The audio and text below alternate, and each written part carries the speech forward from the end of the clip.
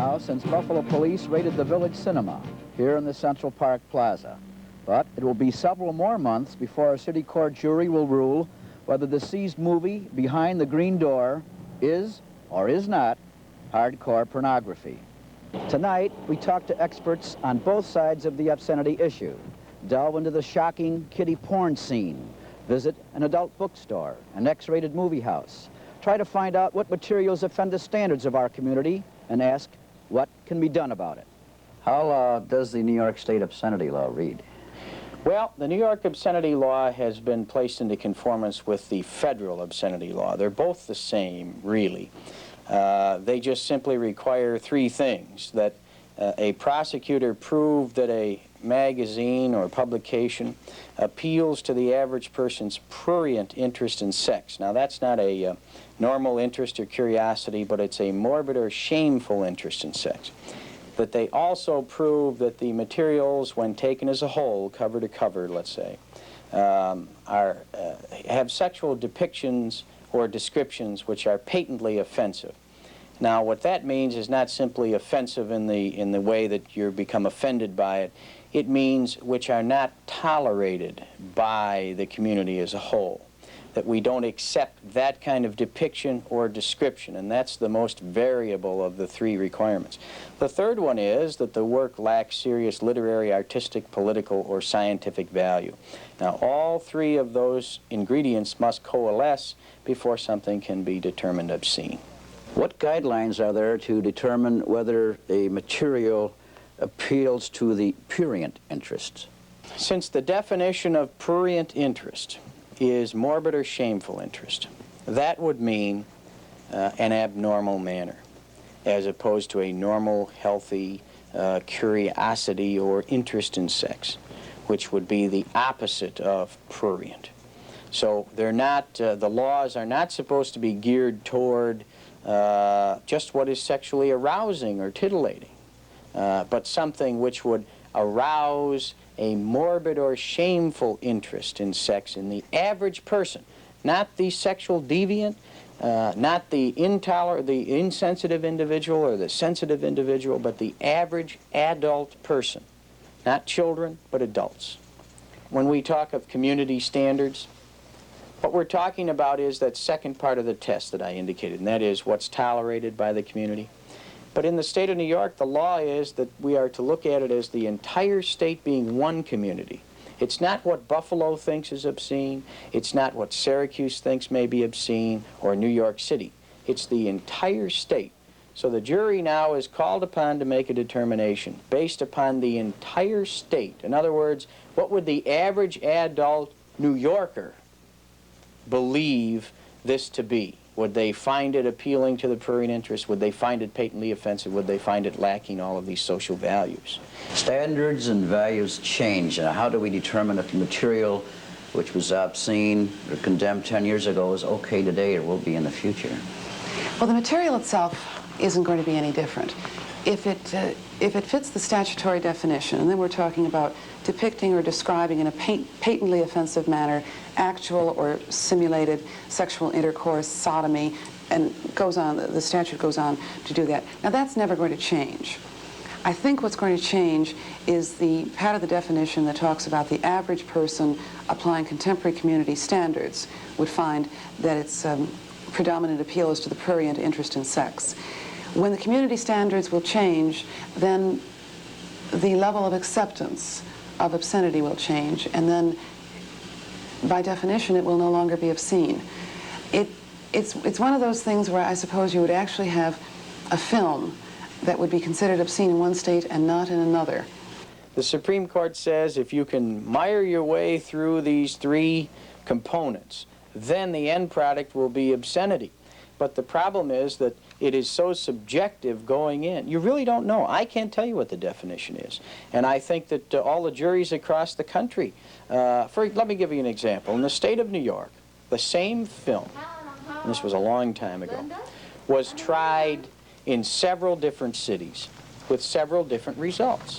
In some cities it was found not to be obscene. In other cities the same film was found to be obscene. I may personally find it offensive, but would someone in Binghamton find it offensive? Would someone in New York City find it offensive? How about a little town in upstate New York? And they have to take all these values together with a very little idea of what these people, these other persons in the state would believe or would accept. Must the entire work be judged, or rather just explicit passages? The entire work is judged.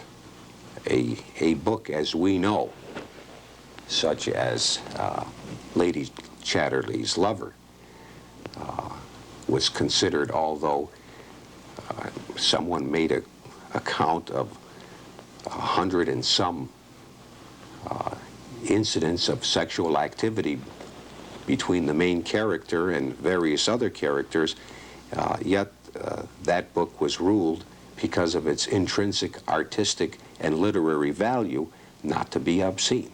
That its artistic value predominated, although the book is just filled with sexual activity. What is the difference between obscenity and pornography? Well, everything that is pornographic is not obscene. Everything that is obscene is pornographic. Pornography is, frankly, things that deal with the sexual subject. I guess the derivation of the word is something in connection with prostitute and so on, but it's material that deals with sexual matters. Obscenity is a legal definition, and it requires proof of specific elements. How do you determine what is soft-core or hardcore pornography? Well, I might give you, Fran, right off the top, the Supreme Court's definition of hardcore pornography.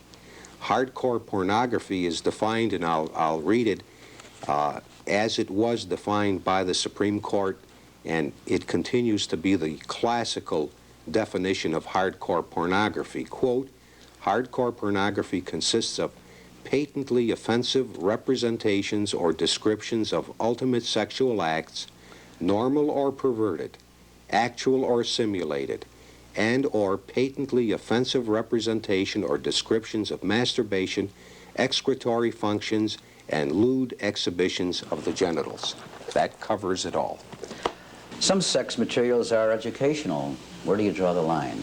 If there is educational, scientific, political, or social value, it is not obscene by definition. So that if you do have an anatomy book, for instance, that very graphically depicts male or female reproductive organs, it would clearly not be obscene, because there would be an educational purpose. Now, what is an educational purpose is one of the difficulties in the area of obscenity in determining, again, the application of the statute to the particular material. In the case of Hustler magazine, there are obvious literary articles along with explicit sex scenes. Yet Flint was brought to trial. How can that be justified? I think that the reason Larry Flint is prosecuted is because Larry Flint is controversial. He invites prosecutions. He says his philosophy is, in order to win a fight, you have to get into one first. And he feels that if there's one single prosecutor somewhere who's trying to curtail the dissemination of his publication, then the only way to make that come to a head is to have a trial. So he, for example, went to Cincinnati and defied the prosecuting authorities to try him, and they did. And it was very celebrated when he was convicted and received a 25-year sentence. In Atlanta, for example, they did prosecute Playboy and Penthouse and Hustler and most of the other men's magazines. So he wasn't really singled out there in the beginning. They were all prosecuted, and the others are awaiting trial at this time.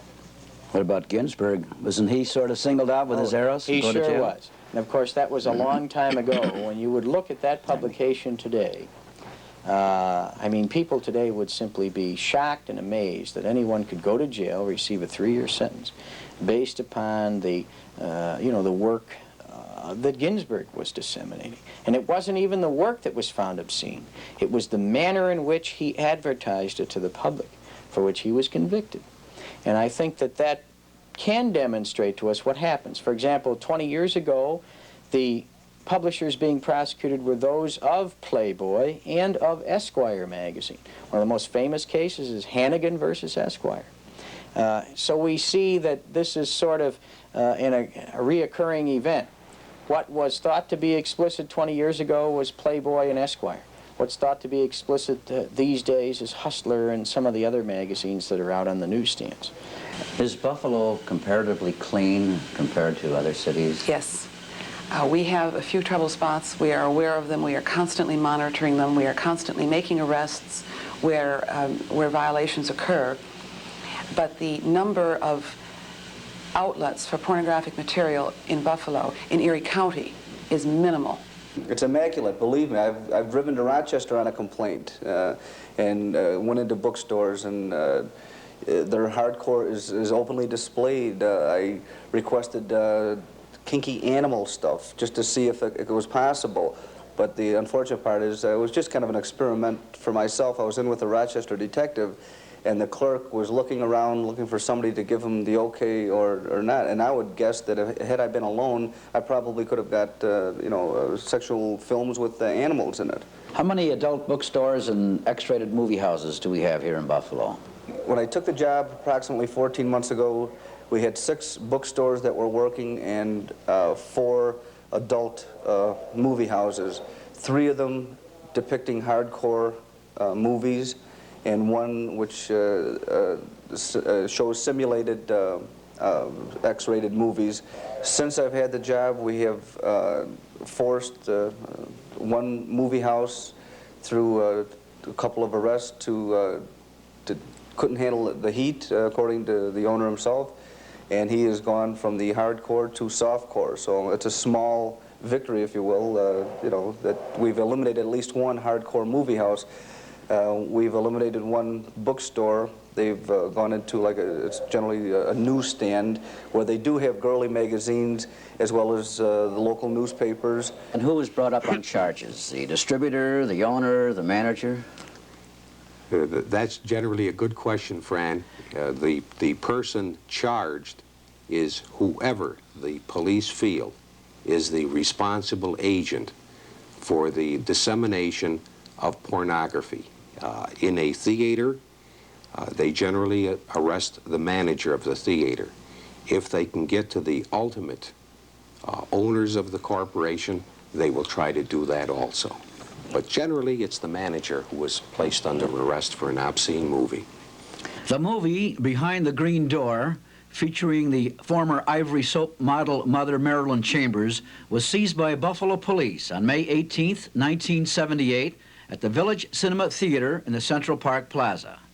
A city court jury case was to begin recently, but was postponed, probably until fall, because defense attorney David J. was called to hear another case in a higher court.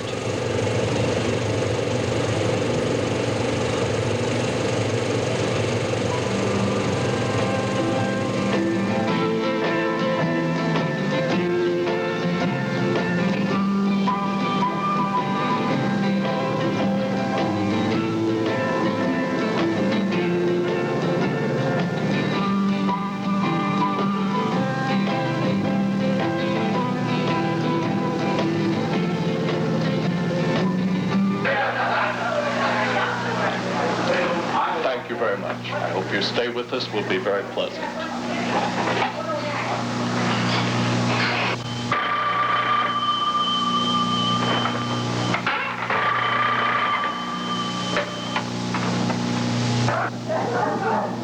She's here.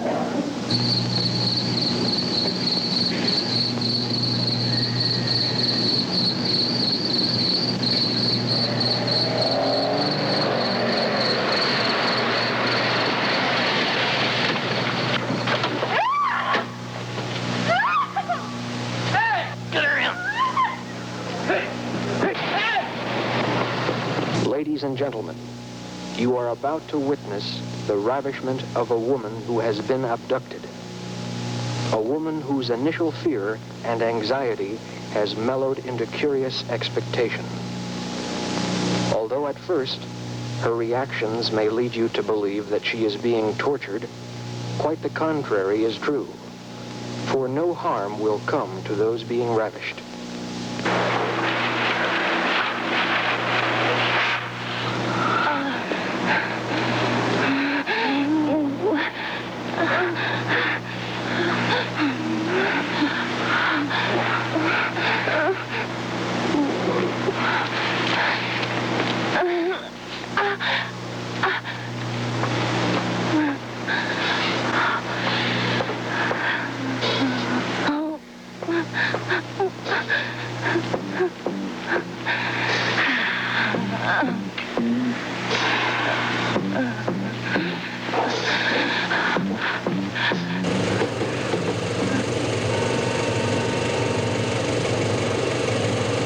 How's the betting average in the Buffalo City courts against pornography?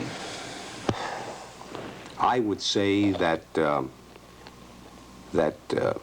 perhaps 60% of the trials, of the cases that do go to trial, result in a conviction. If something were prosecuted in Buffalo today, unless that very same publication was prosecuted 6 months from now, the one verdict would really have nothing to do with the other. So, for example, let's say Hustler magazine is found to be obscene in March in Buffalo. That does not mean that Penthouse magazine is perforce obscene in May of the same year in Buffalo. They're individual things. It's like each edition of a newspaper is to be considered individually. It's the same thing with every single publication. And then every issue of a publication. Hustler's March issue might be one thing, but its April issue is a complete different trial. So that's why there is no guideline that really can be set as a result of one trial or another trial. What have you found in our local adult bookstores? Well, in the local adult bookstores, again, I have made arrests. We have arrests pending, court decisions pending. They will display girly magazines, homosexual type magazines, but nothing that would be, as far as I'm concerned, similar to other cases that have been deemed obscene. What they generally do and what they have done in the arrests I've made is that they will hide the material that would be obscene. I have been successful before they got to know exactly who I was, that you could ask for something better, an action magazine, which would tip these clerks and the owners off, you know, what I was looking for. It's that point in time where they would bring from behind the counter the explicit, the detailed, hardcore pornography. Who buys these books? Definitely middle class and above. I've seen, you know, I've seen doctors frequent these stores. I've seen attorneys. I've seen businessmen. I've seen policemen. I've seen firemen. I mean, there's no given lifestyle that would get into this. It's amazing that the amount of people that are interested in this type of material. What is the source of their material? How does it get to Buffalo? Much of it comes from New York City. Much of it comes from California. Much of it comes from Cleveland, Ohio. There's an individual there that is known as the Howard Hughes in the pornography business. He has a warehouse in Cleveland that's a city block long, 4 stories high. He has his own private security system, video cameras. They have one floor would be for homosexual gay material, and it breaks down. It's like you know, it's like shopping at a local discount store. Why can't delivery be stopped? There's no way I could, at this point, I could get a search warrant because I think something might be in there, which in fact probably is the case. And I would never venture on an iffy situation where I'm not 100% certain that what I'm doing is legal and it's without violating somebody's constitutional rights. Do you feel such magazines and X-rated movies as well incite lustful desires and ideas? The only thing I can do, I'm not a man of medicine or psychiatry. All I can do is refer to studies that have been made. In 1968, President Johnson commissioned the President's Commission on Obscenity and Pornography. And it was a gathering of some of the most noteworthy social scientists across the country. And they concluded, the majority opinion of their report, concluded that there was no evidence which would link obscenity, pornography with antisocial conduct, violence, crime, things such as that. They have shown many sexual abuse cases where, let's say, sadomasochistic techniques were displayed in a magazine. Many times the victim would be found in a similar stance or similar situation where they were either raped and killed or both. Pornography does have ill social effects. There are social consequences to the spread of pornography in a community. We already see them in terms of the headlines in our newspapers, the stories of child molestation, assault, rape, spread of homosexuality, fornication, adultery, bestiality. all activities basically glorified and romanticized in all this pornographic literature that we can even find now in the family food store. How bad is the child pornography situation in Buffalo at the present time? I don't think it's really bad when you compare Buffalo with other cities of comparable sizes. A very small amount is bad, you know, but I would say percentage-wise ours is fairly low. What are some of your experiences dealing with juveniles into pornography? One gentleman, I call him a gentleman roughly, but he had a number of boys that would come to his house, and he would start out by buying the boys hockey skates, things that they never had before. Most of them were poor from not very well-off families, and bring them to the house, introduce them to marijuana, introduce them to softcore pornography, and gradually into the hardcore pornography, then start taking pictures of the children themselves, simply in a nude in the beginning. Then he would pay the children for posing for him, and then gradually he would get them into various sexual deviant acts with himself and amongst each other.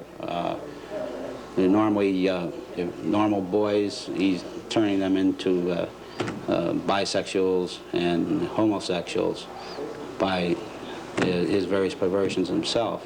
What is the most bizarre case you've come across at this desk? Well, we had at one time we had a Charlie Manson type guy who was, this was several years ago, who formed his own religious cult. He had a number of young girls who were following him. He was a very masculine person, beautifully built, handsome man, shaved his head, formed his own religion. One instance, he would go out and have the girls catch a stray cat, and he formed a little altar in his house, and he'd turn all the lights and put 2 candles here and put the cat on the table. He'd dissect the cat and eat the innards of the cat raw, and perform various sexual acts with the young girls after that. And of course, always there was an introduction of pornography to these children too in the beginning. It led to drugs, very serious overdoses of Dargon, hallucinatory drugs, marijuana, of course, and it ended up that one of these girls died of an overdose. Another girl was a vegetable. We found the one girl in the hospital. She was in bad shape. She lived, but at the time she had a very serious case of syphilis. So it was probably the most bizarre that we've ever had. It was really strange. Charlie Manson type. Did they put him away? Yes, she went away. Yeah. Have you ever had any cases where a husband and wife would be involved in such child pornography? A woman knew she was in love with her husband. She knew that he couldn't perform naturally with her, and she would actually assist him in luring young children into his sexual perversions. They'd go to the park, they had a cute little poodle, they'd lure a child under the guise of taking the poodle for a walk, they'd lure the child into the bushes, she would watch for him, he would take the young child's clothes off, take pictures of the child, and fondle the child in the bushes. Oddly enough, we took a statement. They broke up, and we took a statement from her, and she states that this has happened in over 50 cases. Yet, we searched the files of all the surrounding towns. We searched our files, and we were unable to come up with one complainant. Not one. We did find a few cases where they were friends of his, he was babysitting. We proved to them that he did, in fact, molest their children in their own homes, and they refused to prosecute. So he's free. Apparently there was a little fear or embarrassment. Are you encouraging parents to come forward now if they hear of any such incidents? Oh God, they have to. That's the only thing. That's the only thing that we can function by is the cooperation of the parents and the people in the community. In very many cases, these kids are not very well supervised, so the parents really aren't aware of what's going on. You know. They're not checking on where the children are and who this person they're spending, who this person is that's sending home $60 hockey case to these children. You know, why is he sending home gifts and presents? And all of a sudden, if the boys buy candy all the time, he's got money in his pocket. Where's it coming from? You know? If porn was legal, would there be less appeal? No, it will be more appeal. This is one of the problems. Pornography has become respectable in American society. It's sort of becoming part of the American way of life. You tell somebody they can't have something, it becomes interesting and intriguing, and then they go get it. And frankly, I think that the people who would like to have the material banned from the shelves do more to make it interesting than they do to ban it. Are you in favor of a zone area for such materials? No, I personally am not. I think that would just turn into a degraded area of the city, and I'm a great Buffalo booster, and I am not in favor of seeing any part of the city written off. How can we clean up our city of such materials? District Attorney's Office, the police, the judges of our community bear a tremendous responsibility in seeing that the law of New York State is enforced. It's very difficult to stand in front of a jury and say, ladies and gentlemen, you can't even look at this material, it's so disgusting. But it's not obscene under the law. And then try to extrapolate and say, look, the only reason we're saying this is to have freedom of press, you've got to put up with some garbage.